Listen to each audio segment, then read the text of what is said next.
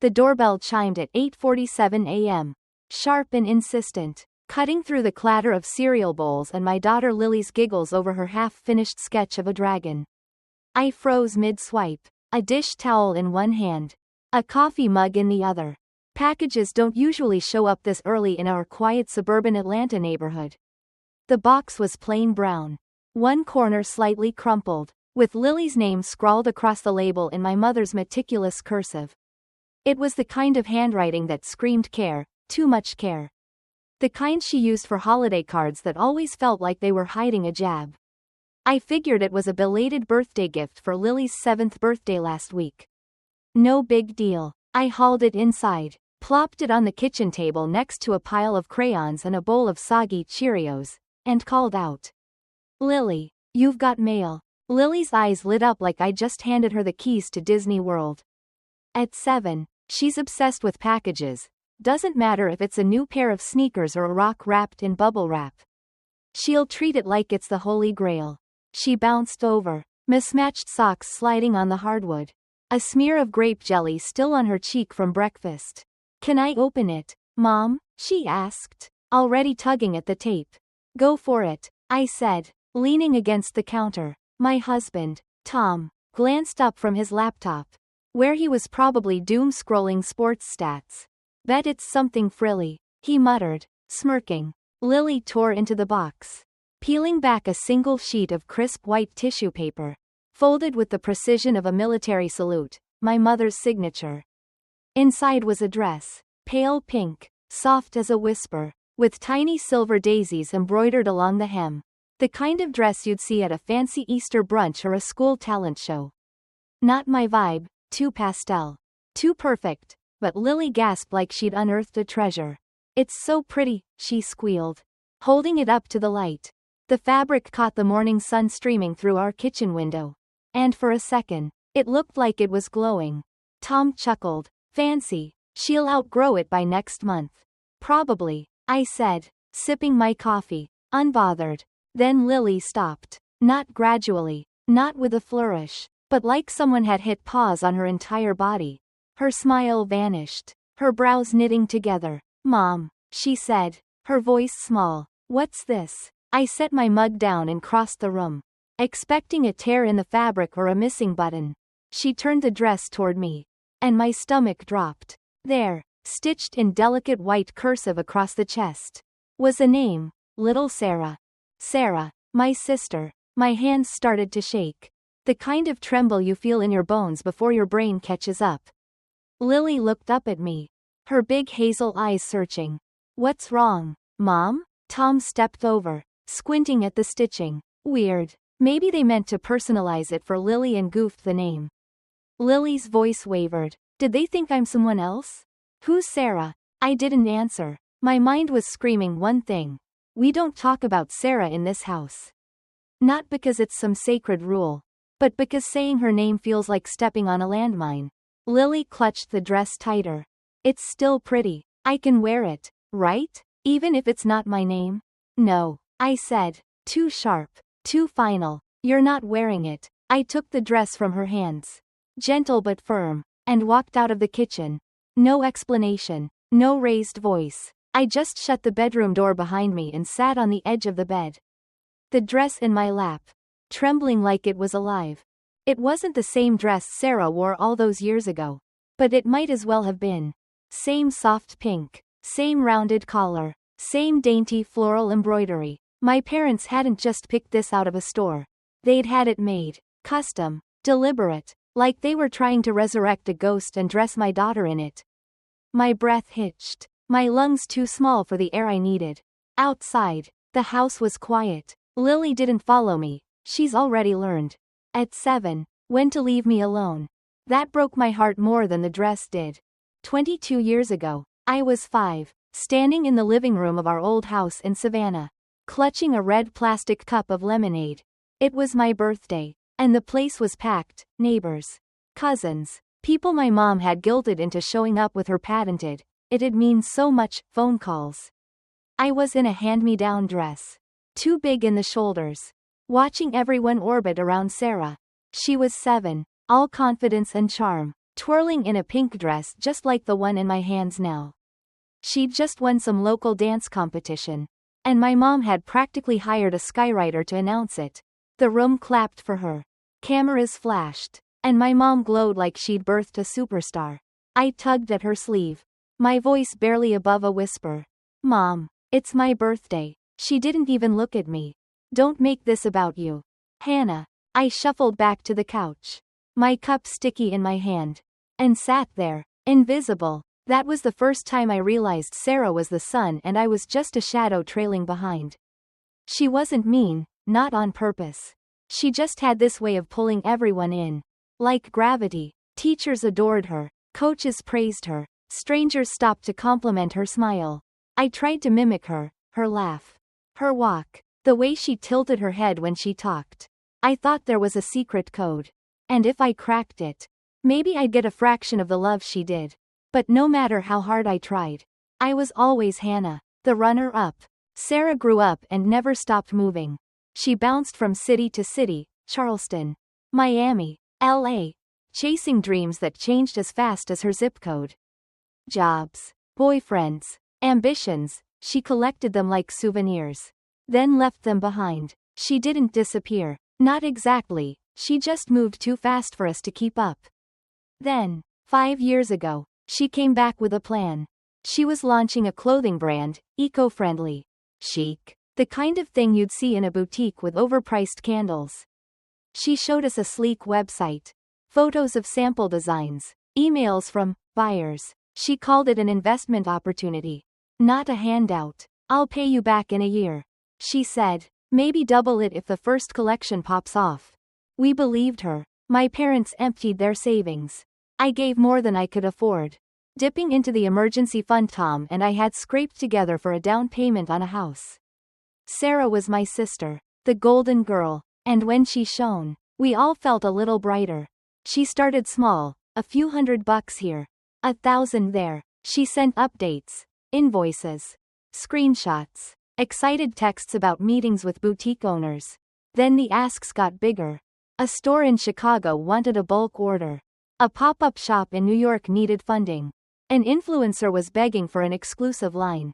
We kept giving, and she kept taking, until she stopped answering. Calls went to voicemail. Texts sat unread. A letter arrived, postmarked from somewhere in Europe. Short and cold. I need space. I'm figuring things out. Please understand. No apology. No explanation. Slowly, the truth unraveled. There was no brand, no buyers, no production line, just a website and a trail of lies. Sarah had spent every dollar we gave her, on trips, clothes, who knows what else. She vanished, leaving us with nothing but debt and questions.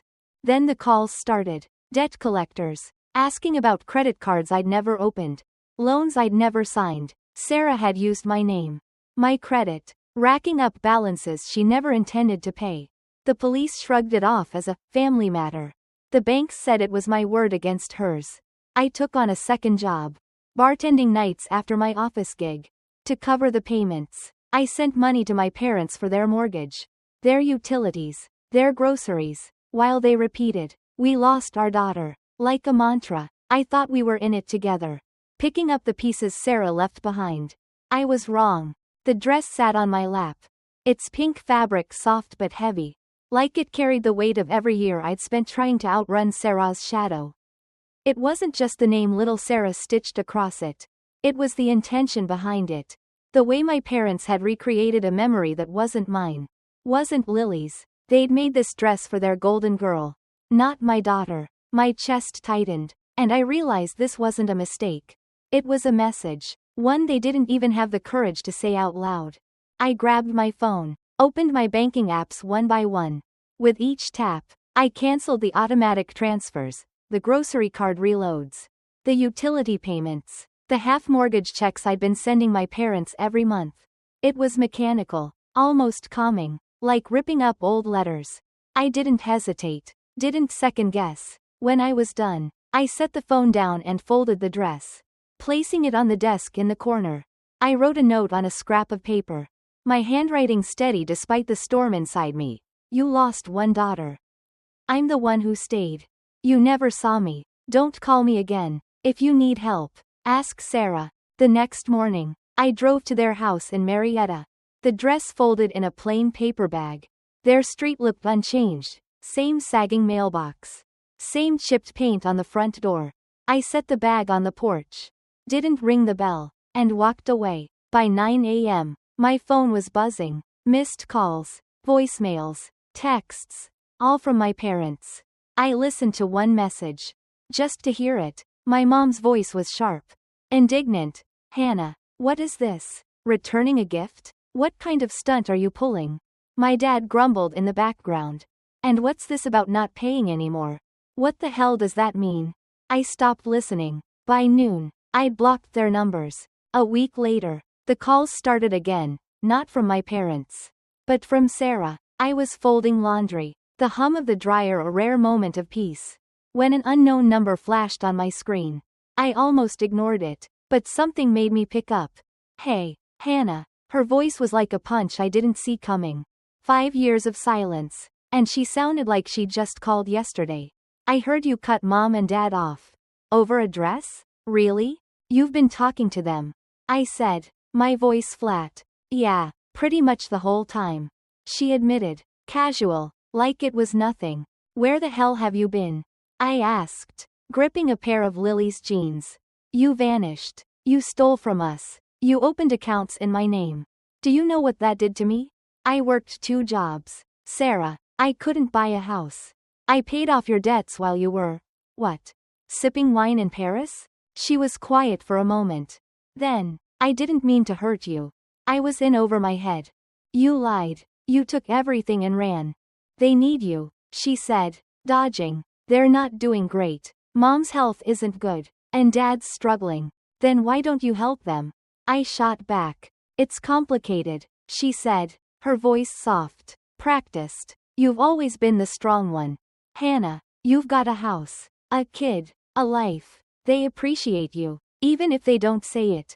I laughed, bitter and low. Appreciate me? They used me to bail you out.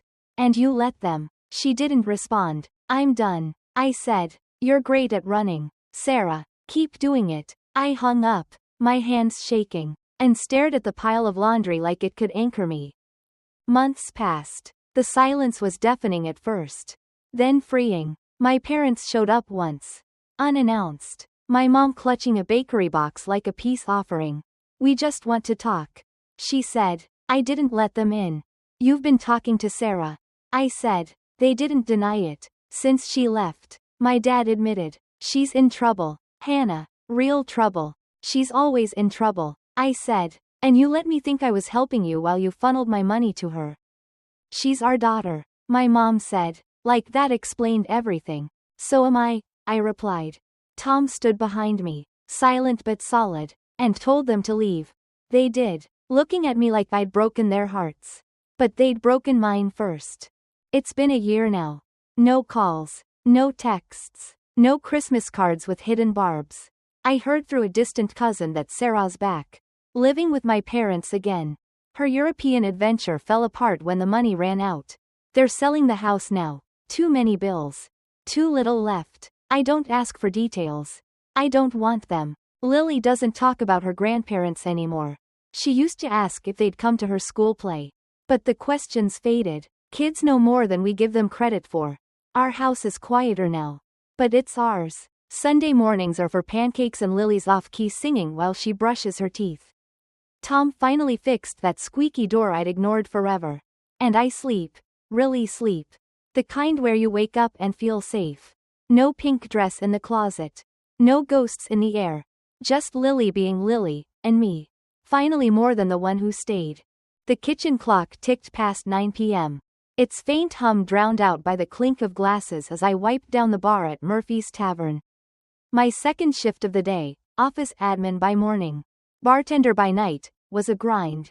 But it paid the bills. Not just mine, but my parents', their mortgage, their electric bill, the grocery card I reloaded every month like clockwork. I'd been doing it for years. Ever since Sarah's fashion empire turned out to be a house of cards that collapsed on us all. My hands moved on autopilot, polishing a pint glass, but my mind was elsewhere. replaying the moment I saw little Sarah stitched on that pink dress for Lily. It wasn't just a gift.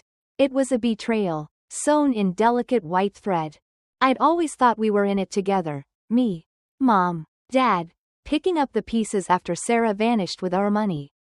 I'd taken on the extra job to cover the debts she left behind, the credit cards she opened in my name, the loans she swore she'd repay.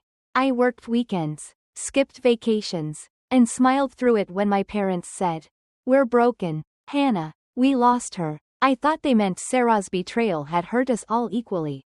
But that dress, that damn dress, told a different story. They'd been talking to her, sending her money, my money, while I was killing myself to keep their lights on. The realization hit like a slow poison, seeping into every quiet moment. That night, after I locked up the bar, I sat in my car in the empty parking lot, the pink dress still folded in the paper bag on the passenger seat. My phone buzzed. Another missed call from Mom. I ignored it, opened my banking app, and stared at the numbers. My savings were a ghost of what they'd been before Sarah's investment scheme. Tom and I had dreamed of a bigger house. Maybe one with a backyard for Lily to run wild in. But that dream was on hold, buried under payments for debts that weren't mine. I scrolled through the recurring transfers. $200 for their groceries, $500 for their mortgage, $75 for their water bill. Every month, like clockwork, I'd sent it, thinking I was saving them. But they'd been funneling it to Sarah, their golden girl, while I was just the reliable one, the one who stayed. I tapped cancel on each transfer. One by one. It felt like cutting strings I hadn't known were choking me. The app asked, "Are you sure?" And I didn't hesitate. Yes, yes, yes. When it was done, I wrote a note on a scrap of receipt paper from the glove box. "You lost one daughter. I'm the one who stayed. You never saw me. Don't call me again. If you need help, ask Sarah." I folded the dress into the bag, tucked the note inside, and drove home under a sky heavy with stars. The next morning, before Lily woke up, I drove to my parents' house in Marietta. Their street was a time capsule, same peeling paint on the mailbox, same cracked concrete path to the front door. I set the bag on the porch. Didn't knock, didn't linger. I was done performing for them. By 9 a.m., my phone was blowing up. 6 missed calls, 3 voicemails, a string of texts. I listened to one message. Mom's voice sharp as a blade. "Hannah, what is this? You're returning Lily's gift? What kind of message are you sending?" Dad muttered in the background. "And what's this about not paying? What's she playing at?" I deleted the rest without listening. By noon, I'd blocked their numbers. The silence that followed was heavy. But it was mine. A week later, I was folding Lily's laundry, tiny jeans and sparkly unicorn shirts, when my phone lit up with an unknown number. I almost let it go to voicemail. But something made me answer. "Hey, Hannah." Sarah's voice was like a jolt of electricity, familiar yet foreign after 5 years of silence. She sounded calm, like she was calling to chat about the weather, not the wreckage she'd left behind. "You've been talking to them," I said, my voice flat, gripping a pair of Lily's socks like they could keep me grounded. "Yeah, pretty much the whole time," she said, casual as ever. "I heard you cut Mom and Dad off. Over a dress? That's low, even for you." I laughed. A sharp, bitter sound. "Low? You want to talk about low? You stole from us, Sarah. You took our money, opened credit cards in my name, and ran. I worked 2 jobs to clean up your mess. I couldn't buy a house. I paid for their house while you were, what, living it up in London?" She was quiet for a moment. Then, "I didn't mean to hurt you. I was in over my head. You lied. You showed us fake invoices. Fake clients. You took everything we had and disappeared. They need you," she said, dodging like always. "Mom's not well. Dad's barely holding it together. They're struggling." "Then why aren't you helping them?" I snapped. "You're the one they've been sending my money to." "It's complicated," she said, her voice soft, rehearsed. "You've always been the steady one. Hannah, you've got a job, a family, a house. They're grateful, even if they don't say it." "Grateful?" I spat. "They used me to bail you out. And you let them. You don't get to call me now and play the family card. She sighed. Like I was the one being difficult. If you want to throw everything away over some grudge, that's on you. And then she hung up. Just like she always did when things got too real. I stared at the phone. My hands shaking. The socks forgotten in my lap. A part of me had hoped, even after everything, that she'd say something real, an apology, an explanation. But Sarah didn't do accountability. She did exits. A month later, they showed up. It was a Saturday morning. The air thick with the smell of pancakes and Lily's off-key singing from the bathroom. I was pouring coffee when Tom opened the front door. There they were. Mom clutching a bakery box like a shield. Dad standing behind her, his face etched with exhaustion and something heavier.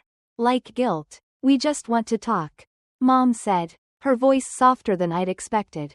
No arguments. I didn't invite them in. I stood in the kitchen, arms crossed, coffee mug forgotten on the counter. You've been talking to Sarah, I said. They didn't deny it. Since she left, Dad said, his voice low. She's been in touch. She's in trouble, Hannah. Real trouble. She's always in trouble. I shot back. And you let me think I was helping you when I was paying for her. It wasn't like that, Mom said, but her eyes wouldn't meet mine. Then what was it like?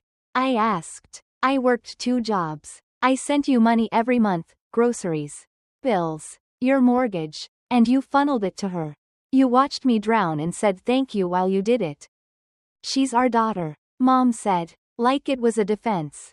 So am I said, my voice breaking despite myself. I'm the one who stayed. I cleaned up her mess. And you let me believe we were in this together. Dad shifted, his hands in his pockets. She's scared, Hannah. She needs help. Then let her fix it. I said, I'm done being your ATM for her mistakes.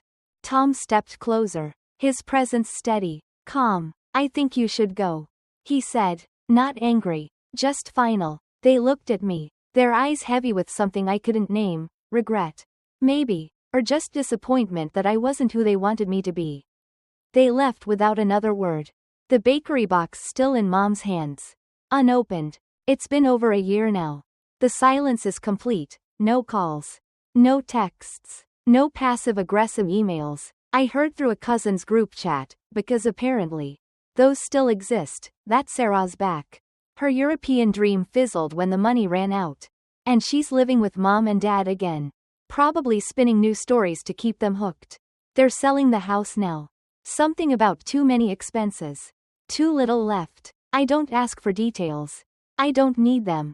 Lily doesn't mention her grandparents anymore. She used to ask if they'd come to her soccer games or her school play. But those questions stopped. Kids feel the shift, even if they don't say it. Our house is quieter now. But it's ours. Sunday mornings are for pancakes. Lily's terrible singing. And Tom finally fixing the leaky faucet I'd ignored for years. I sleep better now. The kind of sleep where you wake up and feel like you're home. Not just surviving. There's no pink dress in the closet. No weight of unspoken comparisons. Just Lily, being her messy, joyful self. And me, finally free to be more than the one who stayed.